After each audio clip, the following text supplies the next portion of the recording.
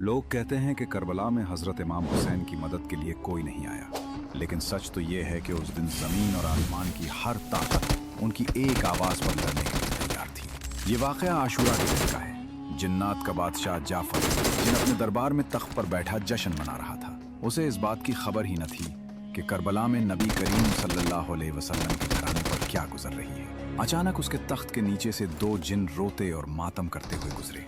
जाफर ने उन्हें रोका और पूछा, अरे आज तो खुशी का दिन है, तुम लोग क्यों रो रहे हो? इन जिन्नात ने रोते हुए जवाब दिया, ऐ बादशाह, क्या आपको खबर नहीं? अभी हमारा गुजर करबला की सरजमीन से हुआ है। वहां हमने देखा कि रसूलुल्लाह सल्लल्लाहु अलैहि वसल्लम के प्यारे नवासे हुसैन इब्न अली खून में लथपथ है। उन पर तीरों की बारिश हो रही है और वो सजदे में। ये सुनते ही जाफर जिन के कदमों तले से जमीन निकल गई। उसने फौरन जश्न रोक दिया, सर से ताज उतार फेंका और जंगी लिबास पहन लिया।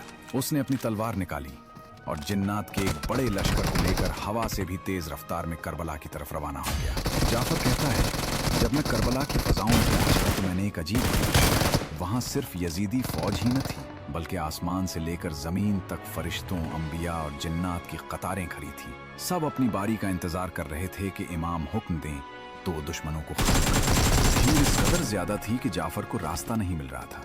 इसी लम्हे इमाम हुसैन रजी अल्लाह अन्हु ने नजर उठाई और फरमाया, जाफर मेरे पास आओ। जाफर जिन रोता हुआ इमाम के कदमों में गिर गया और अर्ज की, आका मेरे पास जिन्नात की बहुत बड़ी फौज है, मुझे इजाजत दें, मैं पलक झपकते ही उन यजीदियों को राख कर दूंगा, उनका नाम और निशान मिटा दूंगा। मगर इमाम हुसैन रजी अल्लाह अन्हु ने निहायत सुकून से फरमाया, नहीं जाफर, रुक जा।